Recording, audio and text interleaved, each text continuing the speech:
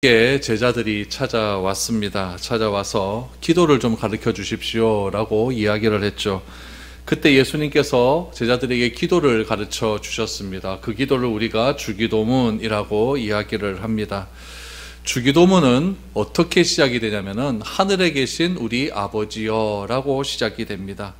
여기서 이 아버지라고 하는 이 단어가 나오는데, 이 아버지라고 하는 단어를 헬라어로 파테르라고 합니다. 파테르.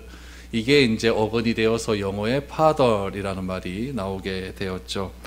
당시 사람들이 사용하는 아람어에서는 이 하늘에 계신 우리 아버지라고 하는 것들을 파테르라고 하지 않고 뭐라고 해놨냐면은 아바라고 했습니다. 아바. 이 아바라고 하는 말을 번역하면 아빠입니다. 그래서 하늘에 계신 우리 아버지여 라고 하는 말의 정확한 번역은 하늘에 계신 우리 아빠, 이게 맞습니다. 하나님께 기도할 때 예수님, 우리가 하나님께 기도할 때 기도문을 가르쳐 주십시오 라고 제자들의 질문에 예수님께서 기도를 가르쳐 주셨을 때 사용된 아버지라고 하는 것을 예수님께서는 아빠라고 하는 표현으로 말씀해 주셨다는 것은 굉장히 큰 의미가 있습니다. 구약 성경을 보면은 하나님을 아버지라고 부르는 경우와 아빠로 부르는 경우가 나뉘어져 있습니다. 하나님을 아버지라고 부르는 경우는 언제 불렀냐면은 이스라엘 전체와 하나님과의 관계가 있을 때, 그럴 때 하나님을 아버지라고 하는 표현을 사용했습니다. 그러나 개인과 개인의 관계 속에서는 아버지라고 하는 표현보다는 아빠라고 하는 표현을 많이 사용을 합니다. 이 아빠라고 하는 표현은 사적이고 아빠라고 하는 표현은 굉장히 관계적입니다. 어느 날 저희 애들도 갑자기 저에게 아버지 이러더라고요. 이상해요. 아빠가 더 좋은데 아버지 그러니까 괜히 좀 멀어진 것 같고, 아빠라고 그러니까 훨씬 더 가까운 그런 느낌이 듭니다. 예수님께서 기도의 대상이신 하나님에 대한 호칭을 왜 아빠라고 그렇게 가르쳐 주셨을까요? 그 이유는 기도의 본질을 놓쳐버린 유대인들에게 하나님이 누구신지를 제대로 알려주시기 위해서 아버지라고 하는 말보다는 아빠라고 하는 그런 표현을 사용해 주셨습니다. 여러분, 하나님은 우리의 아빠이십니다. 우리가 하나님을 아빠라고 부를 수 있는 이유는 무엇이냐면은 하나님과 우리와의 관계가 종교적인 관계가 아니라 하나님과 우리와의 관계는 관계적인 관계이고 하나님과 우리와의 관계는 개인적인 관계라는 것을 예수님은 강조하기 위함입니다. 그런데 당시 유대인들은 많은 형식과 절차를 통해서 하나님을 종교적인 틀에 가두어 버렸습니다. 이 말은 무슨 말이냐면은 우리가 이런 일을 해야만 하나님이 우리의 아버지가 되신다, 이런 틀에 가두어 버렸다는 얘기죠. 일주일에 3번씩 금식해야만 하나님이 우리의 아버지가 되신다. 일주일에 우리가 몇 번씩 구제를 해야만 하나님이 우리의 아버지가 되신다. 그러므로 하나님이 나의 아버지가 되시기 위해서는 이것을 꼭 해야만 된다라고 하는 의무감이 생기지 않습니까? 이렇게 돼버리면은 이 율법이라고 하는 이 틀 속에 하나님이 가두어져 버리고 나는 거기에 얽매이는 삶을 살 수밖에 없는 거예요. 하나님이 나의 아버지가 되기 위해서는 꼭 이런 걸 해야 되거든요. 하다가 못할 수도 있죠. 그렇죠? 못할 수도 있는 건 아니겠습니까? 그렇다고 하나님이 우리를 버리시겠는가? 이렇게 생각을 해야 되는데, 꼭 유대인들은 어떤 형식과 종교적인 틀, 절차에다가 하나님을 가두어 버리니까 그런 것들을 꼭 지켜야만 하는 유대인들은요, 숨이 막힐 지경이죠. 이거 하나 안 하면 하나님과 나와는 끝이다, 이렇게 되어버리니까 굉장히 숨이 막힐 지경이었습니다. 그런 시대적인 분위기 속에서 예수님께서 제자들에게 말씀하십니다. 하나님은 아빠다. 하늘에 계신 우리 아빠, 이렇게 가르쳐 주신 것입니다. 아빠라고 하는 것은 여러분 종교적인 언어가 아닙니다. 관계적인 언어이죠. 그러므로 우리가 하나님을 아빠라고 부를 수 있다는 그 자체가 구원입니다. 내가 하나님을 아빠라고 인정하고 하나님과 나와의 관계는 이제는 개인적인 관계가 되었다. 하나님과 나와의 관계는 어떤 형식적이나 어떤 틀 속에 갇힌 그런 관계가 아니라 꼭 이런 것들을 해야만 내가 자녀가 되는 것이 아니라 하나님과 나와의 관계는 그런 거 좀 안 해도 개인적이고 관계적인 관계가 되었기 때문에 나는 이제는 그런 모든 것에서 자유롭다라고 인정하는 것이 구원이라는 이야기예요. 바울이 강조하는 구원은 바로 그런 구원이라는 이야기죠. 하나님이 우리를 택하셨어요. 그리고 부르셨어요. 아브라함아 이렇게 부르지 않습니까? 부르셨어요. 그리고 택하시고 부르신 우리 그 하나님을 우리는 바라보게 됩니다. 그럴 때 하나님은 우리에게 영을 보내어 주셔서 우리로 하여금 거듭나게 해 주시죠. 그러면 거듭난 우리를 어떻게 하시겠다는 이야기입니까? 어떻게 하시게 하려고 우리를 이렇게 부르시고 택하여 주셨다는 이야기입니까? 그것은 무엇이냐면은 더 이상 하나님과 우리와의 관계는 종교적인 관계가 아니라는 얘기예요. 하나님과 우리와의 관계는 공적인 관계가 아니라는 이야기입니다. 꼭 무엇을 해야만 우리가 관계가 성립되는 것이 아니라 하나님과 나와의 관계는 그냥 관계라는 거예요. 그냥 아버지와 아들과의 관계라는 이야기죠. 여러분, 아들이 사고 쳤다고 해서 여러분들이 아들을 호적에 파겠습니까? 그런 부모는 없잖아요. 그러므로 하나님과 우리와의 관계는 이제 아빠와 아들의 관계가 되었다라는 것을 우리에게 선물로 주시기 위하여서 하나님은 우리를 택하셨고 우리를 불러주셨고 그런 하나님을 우리가 바라보게 하셨고 우리를 거듭나게 해주시고 거듭난 우리들이 인정해야 될 것은 하나님은 나의 아빠다. 이것을 인정하는 겁니다. 그것이 무엇이냐면은 구원입니다. 그래서 구원을 다른 것에서 찾지 마십시오. 구원은 내가 하나님을 아빠로 인정한다. 하나님은 나의 아빠가 되신다. 이것만 인정하면 되는 거예요. 그래서 요한복음 1장 12절 말씀에 보면은 이것을 이렇게 표현합니다. 영접하는 자, 곧 그 이름을 믿는 자들에게는 하나님의 자녀가 되는 권세를 주셨으니, 자녀, 나는 이제 아들이 되었다는 얘기예요. 자녀가 되는 뭘 주셨다? 권세를 주신 겁니다. 그러니까 하나님과 나와의 관계는 이제는 일적인 관계가 아니에요. 꼭 무엇을 해야만 되는 그런 관계가 아니라는 얘기죠.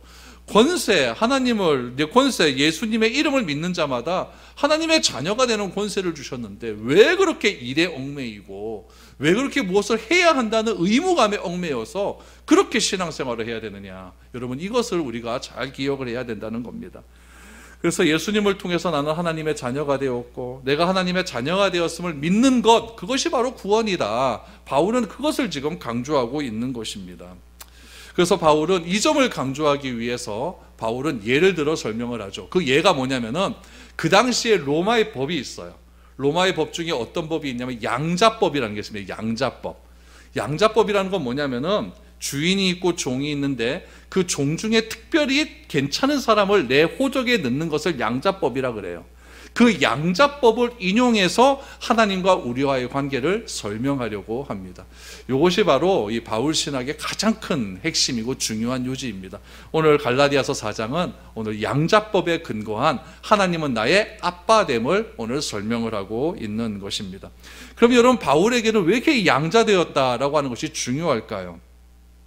왜 바울이 로마법에서 이 양자라고 하는 그 개념을 찾아내어서 그것을 성경에 기록해 놓았을까요? 바울은 컴플렉스가 하나 있습니다. 사람들이 계속 강조하는 컴플렉스가 있는데 그건 무엇이냐면 이거예요. 바울, 너는 예수님의 12사도가 아니라는 거예요. 사도라고 하는 것은 무엇이냐면 예수님과 3년 동안 같이 다닌 사람을 사도라고 합니다. 그러니까 어떻게 보면 바울은 예수님의 그런 어떤 적자는 아니었죠. 그렇죠? 아니었어요. 그는 예수님을 직접 본 적이 한 번도 없습니다.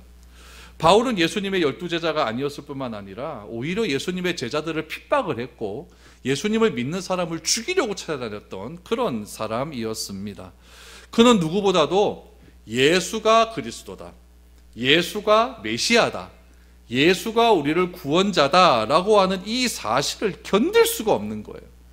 그래서 예수를 그리스도라고 표현하는 것보다 하나님의 신성을 모독하는 것은 없다라고 이렇게 생각을 했습니다. 그러니까 예수는 그리스도가 아니라는 이야기예요. 바울이 생각해요. 이 사실이 너무 분한 겁니다. 너무 분해서 스데반, 예수를 그리스도라고 말하는 그 스데반을 죽이는데 바울은 그의 겉옷을 가지고 있었습니다. 이건 뭐냐면 나는 죄가 없다라는 의미예요. 겉옷을 가지고 있다는 것은. 돌에 쳐 죽이는데 앞장섰었고 그것에서도 분이 안 풀리니까 자기가 직접 구속영장을 청구해서 이 예수 죽이는 사람을 내가 잡아 가두겠다라고 하면서 다메섹까지 올라가려고 한, 시리아죠. 요즘에 시리아까지 올라가려고 했던 그런 사람이 바로 바울이었습니다.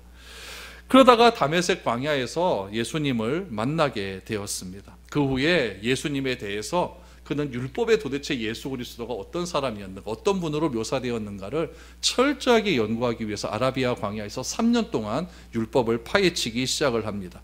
그리고 그 율법을 향해 자기가 질문합니다. 질문한 것을 또 율법을 통해서 대답을 받습니다. 질문하고 대답하고 질문하고 대답하면서 모였던 모든 것들의 총체가 바로 이 서신서라는 이야기예요.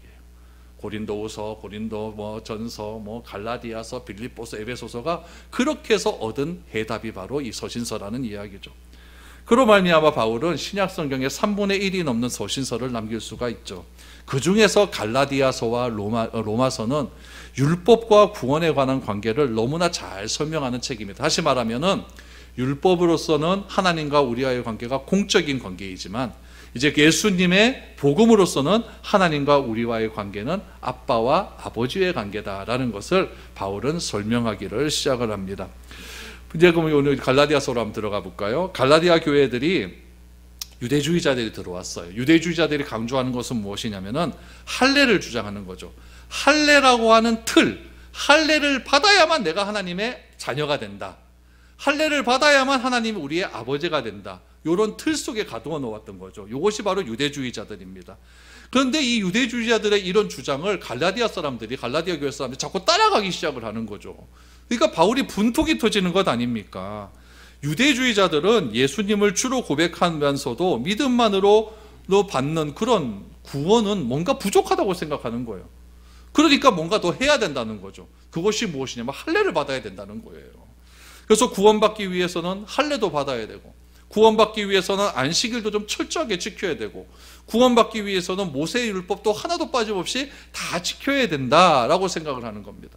그러나 바울은 구원받기 위해서는 예수가 그리스도라는 사실을 믿으면 된다. 이러면 하나님과 우리와의 관계는 무슨 관계? 아빠, 아버지와의 관계, 아빠와 자녀의 관계가 되는 거고, 유대주의자는 옳다, 그게 맞다. 그러나 그것만으로는 부족하니까 할례도 받아야 되고 율법도 지켜야 되고 또 절기도 지켜야 되고 이런 것들을 다 지켜야만 구원받는다라고 생각하는 것이 유대주의자라는 이야기예요. 이런 갈등이 지금 갈라디아 교회에 계속 일어나게 되었고, 그러다가 결국에는 갈라디아 교회 사람들이 이 유대주의자들의 말들에 점차 넘어가게 되는 그런 일들이 일어나게 된 것입니다. 그러면 여러분, 율법이 왜 필요할까?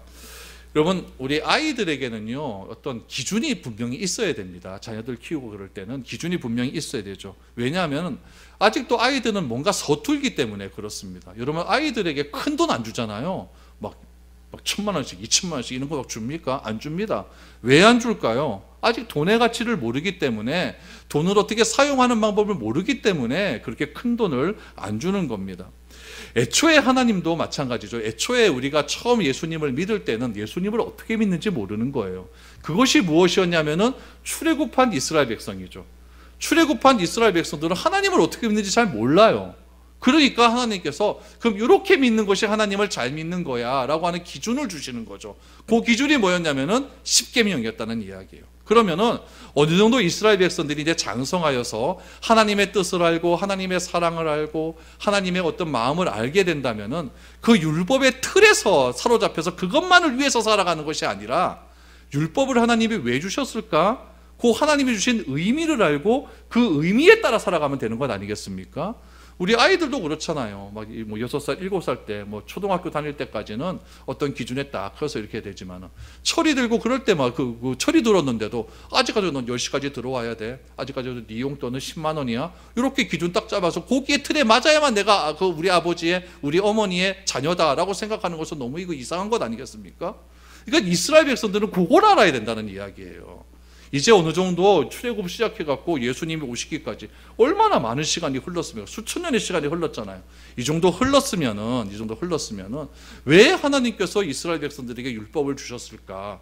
그 이유를 알고 그 이유대로 그 하나님의 마음을 알고 그 마음대로 살아가면 되는데, 아직까지도 그 틀에 얽매여서 우리는 무조건 그 율법을 지켜야 돼, 할례를 받아야 돼, 안 그러면 나는 구원 못 받아, 하나님은 우리의 아버지가 안 돼, 이런 식으로 생각하니까 그 율법의 틀에 얽매여서 살아가는 것을 바울은 갈라디아서에서 율법 아래에 있다라고 이렇게 표현을 하고 있는 거죠.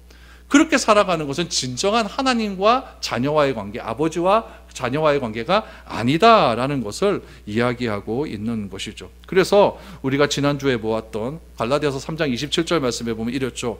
아브라함의 자손이 되는 것은 할례를 통해서 받는 것이 아니다. 어떻게 받을 수가 있느냐? 세례를 받아서, 세례를 받는 것은 예수를 그리스도를 믿는 거죠. 세례를 받아서 그리스도의 옷을 입는 것이다.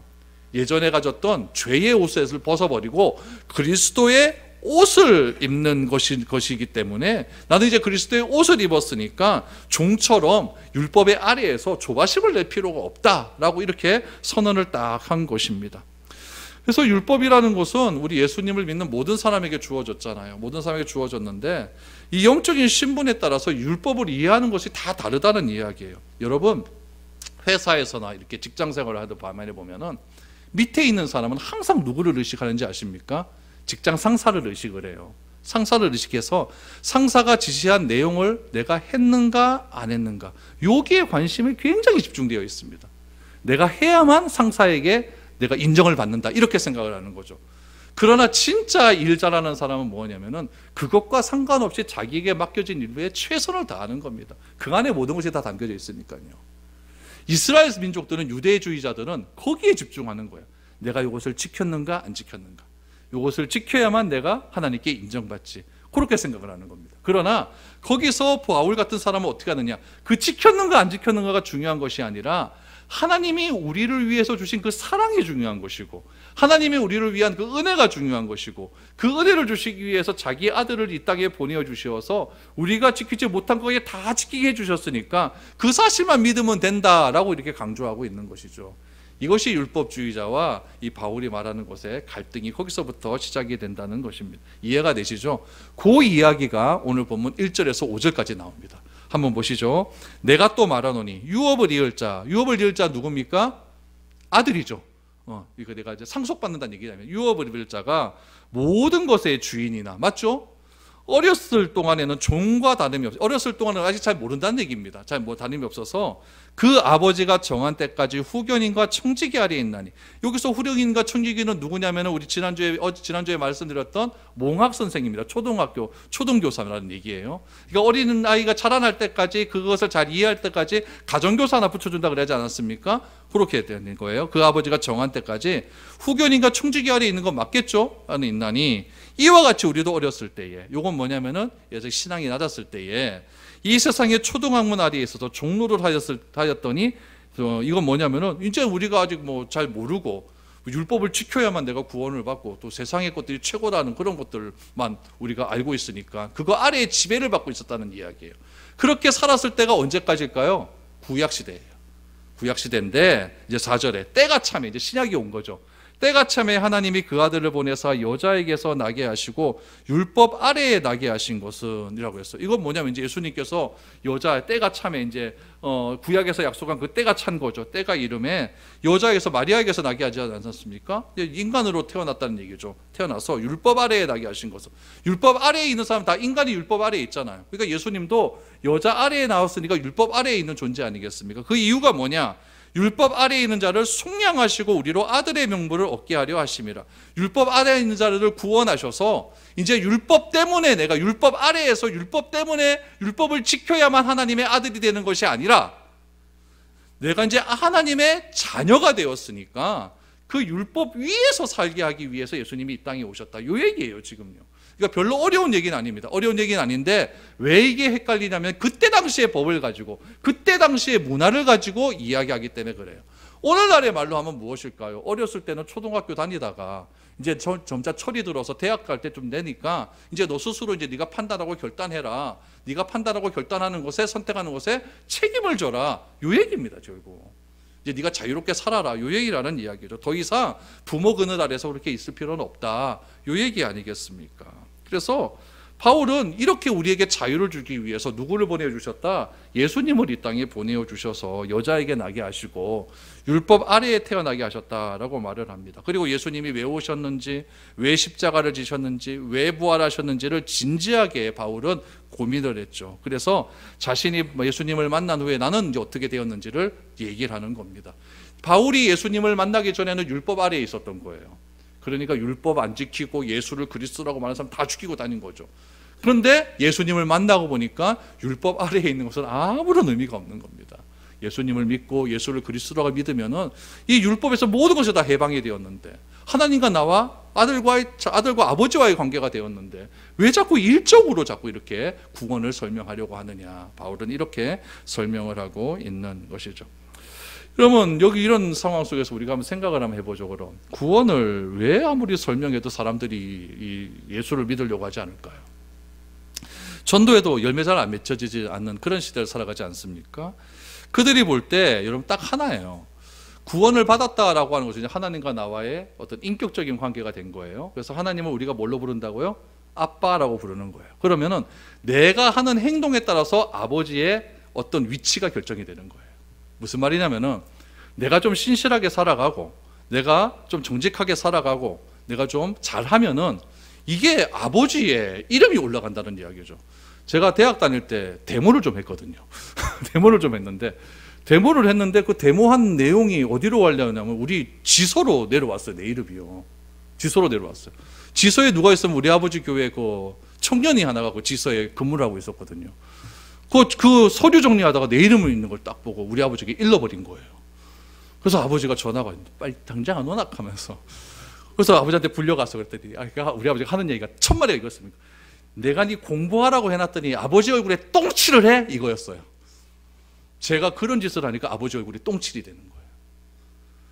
그러니까 내가 어떻게 행동을 하느냐에 따라서 아버지의 얼굴이 똥칠이 되느냐 아니게 되느냐 이게 결정이 나는 거죠. 그러니까 오늘날 이런 것들이 잘 안 일어나는 이유가 무엇이냐면은 내가 하나님의 자녀가 되었어요. 그럼 내가 하나님의 자녀로서 좀 자랑스럽게 다녀야 되거든요. 그래야 하나님의 이름이 빛이 나는 것 아니겠습니까? 내가 좀 하나님의 아들로서 뭔가 좀 당당하게 다녀야 되거든요. 그래야 하나님의 이름이 더 높아지는 것 아니겠습니까? 근데 예수 믿는 사람이 더해요. 살다 보면 저게 예수 믿어? 저게 뭐 저런 게 다 있나? 내가 예수 믿는 사람하고 따시란 장사 하나 봐라. 이런 얘기가 자꾸 나오게 되니까 이게 잘 안 되는 겁니다. 그래서 우리가 몇몇 그리스도인과 몇몇 교회가 뭐 사고 치는 거 그게 문제가 아니에요. 구원받은 사람의 모든 삶의 모습들이 좀 변화가 되어야 돼서 구원을 받았다, 하나님의 자녀가 됐다, 하나님의 아들이 되었다 그러면은 뭔가 좀 신기해야 되는데 신기한 것이 하나도 없다는 이야기죠. 우리 인터넷 같은 거 이래 보면 이런 얘기가 나와요. 삼성의 그 이재용 우리 회장님의 딸 아니십니까? 딸? 그 딸을 가지고 뭐라고 이야기하면 다이아몬드 수저라 그래요. 다이아몬드 수저. 그래서 뭐든지 없는 것 없이 다 태어난 자녀 이렇게 얘기를 합니다. 그럼 그 댓글에 어떻게 달리는지 아십니까?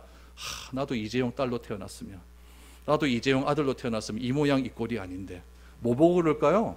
아버지 보고 그 아들이 되고 싶은 거예요. 우리도 마찬가지죠.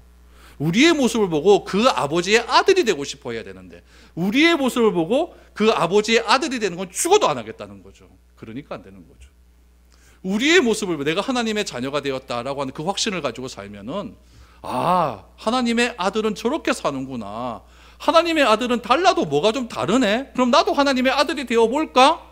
뭐가 이런 전개가 나가야 되는데 이런 전개는 하나도 안 나가고 저 사람이 하나님의 아들이야? 그럼 난 다시는 하나님의 아들 안 해. 이렇게 되어버리니까 자꾸 어려워지고 힘들어지고 기독교가 자꾸 괴로워지게 된다는 이야기죠. 여러분, 율법이 우리에게 필요한 때가 있습니다. 그것은 뭐냐면 철이 없을 때예요. 죄를 규정하지 않으면 사람이 죄를 죄로 모를 때 그렇습니다. 여러분, 우리는 죄가 뭔지 알잖아요. 그러면 율법 별로 그렇게 필요가 없는 거예요. 하나님이 가르쳐주신 그 테두리 안에서 우리는 마음껏 살아가면 된다는 이야기입니다. 그러나 때가 되면은 하나님께서 우리에게 자유의지를 주셨잖아요. 선택할 수 있는 능력을 주셨잖아요. 그 선택할 수 있는 영역 안에서 우리는 아름답게 꽃을 피며 살아가면 되는 거예요. 예수님을 믿고 예수님을 믿는 자의 선택대로 했더니 저렇게 심실하고 아름다운 삶이 펼쳐지는구나. 이렇게 아름다운 삶을 살아가면 되는데 그러지 못하기 때문에 문제가 되는 것입니다. 그러니까 6절에 보니까 이렇게 돼요. 이제 너희가 하나님의 아들이 되었으니까 너희가 하나님의 아들이므로 하나님이 그 아들의 영, 성령이죠. 하나님이 그 아들의 영을 우리 마음 가운데 보내사 아빠, 아버지라 부르게 하셨느니라. 이제 우리는 하나님을 아빠라고 부르는 거예요. 아빠라고 부르는 거죠. 아들의 영을 받는 사람이 하나님을 스스럼 없이 아빠라고 부를 수 있게 되었다라는 거죠. 여러분, 하나님을 아빠라고 부를 수 있는 것은 놀라운 특권입니다. 정말 특권이에요. 이제는 우리가 종이 아니라 양자가 된 거죠. 옛날에는 종이었어요. 죄의 종이었잖아요. 그 당시에도 종 중에서 특별한 사람을 선택해서 양자로 뽑듯이, 그래서 유업을 다 주듯이 우리도 하나님의 안에서 죄의 종이었다가 하나님께서 우리를 특별히 선택해 주셔서 나는 하나님을 아빠라 부를 수 있는 양자가 된 거예요. 하나님의 양자가 된 것이죠. 양자가 된 것은 무엇이냐면 하나님께서 주시는, 아버지가 주시는 모든 유산을 다 상속받을 수 있는 권한이 있는 거죠. 내가 옛날에 종에 있어서 늘 두려워요. 쫓겨나면 어떡할까? 내가 일 못한다고 해서 쫓겨나면 어떡할까? 우리 주인이 하루에 요까지 일을 하라고 그랬는데 나는 하루 종일 해서 요만큼밖에 일을 못했네. 그럼 난 어떡하지? 나는 매일 맞을 수밖에 없지? 여러분, 이게 종이에요. 근데 아들은 어떻습니까? 아버지께 잘못하면 혼날 수는 있죠. 그렇죠? 혼날 수도 있고 두들겨 맞을 수도 있죠. 그러나 아버지와의 아들이라고 하는 그 관계가 그 일 하나 못했다고 없어집니까? 그건 아니라는 이야기죠. 그건 아니라는 이야기죠. 그러니까 바울은 그 당시에 종과 주인의 관계, 종과 또 종이 아버지, 주인의 아들이 될 수 있는 그 관계를 하나님과 우리와의 관계 속에서 그렇게 잘 지금 연결해서 설명을 해주고 있다는 이야기입니다. 그래서 부모와 자녀와의 절정은 무엇으로 꽃을 피우냐면은 유업과 유산입니다. 아버지의 유산을 내가 다 받게 되는 거예요. 아버지가 돈 많으면 많은 돈을 내가 유산으로 받을 수가 있겠죠. 그러나 돈만이 전부겠습니까? 그건 아니에요. 아버지가 나에게 보여준 그런 가치관들, 아버지가 나에게 보여주신 어떤 믿음들, 아버지가 나에게 보셨던 어떤 신실함들, 또 남을 사랑하는 그런 마음들, 그런 것들을 내가 유산으로 다 받을 수가 있는 거죠. 왜 받을 수가 있습니까? 가장 가까이에서 보았기 때문에 그래요. 어린 시절 가치를 형성할 수 있는 가장 최고의 모델은 누구냐면 부모밖에 없잖아요. 부모를 보면서 자라날 수 있는 것 아니겠습니까? 그래서 어린 시절 그런 부모를 보면서 자라왔던 그런 모든 가치관들이 내가 다 유산으로 받게 되어서 나는 그 유산을 가지고 이 세상에서 또 그렇게 살아가게 된다는 겁니다. 뉴스 보면 세상에서 자녀를 학대하는 부모도 있잖아요. 자녀를 막 죽이는 그런 부모들도 있어요. 그것은 이런 부모와 있는 것이 가장 고통스러운 자녀들의 어떤 경우겠죠. 그러나 그것은 무엇이냐면은 일그러진 세상의 모습이고 깨어진 가정의 모습이기 때문에 그런 겁니다. 건강한 가정이라면은 부모가 자녀를, 자녀가 부모를 서로 사랑하고 존경하는 가운데서 이렇게 신실하게 아름다운 관계를 맺으며 살아가는 것이죠. 하나님과 우리와의 관계도 그런 관계다라는 이야기예요. 예전에는 깨어진 관계였지만 예수 그리스도의 은혜를 통해서 우리가 이제는 깨어진 관계가 아니라 하나님과 아들로서의 아름다운 관계가 맺혀졌다. 이제는 주인과 종의 관계가 아니라 아버지와 아들과의 부자지간이 되었기 때문에 더 이상 얽매이지 말고 그 아버지가 주신 그 안에서 자유롭게 살아가면 된다라는 것이 바울의 이야기입니다. 마지막 보죠. 7절을 보십시오. 그러므로 내가 이후로는 종이 아니요. 왜 종이 아니겠습니까? 양자가 됐으니까. 아들이니 아들이면 하나님으로 말미암아 유업을 받을 자니가 되었다. 모든 것을 받게 되는 겁니다. 그러므로 우리는 장성한 분량에 이르기까지 최선을 다해야 됩니다. 그 장성한 분량이 무엇입니까? 그리스도를 본받는 삶이에요.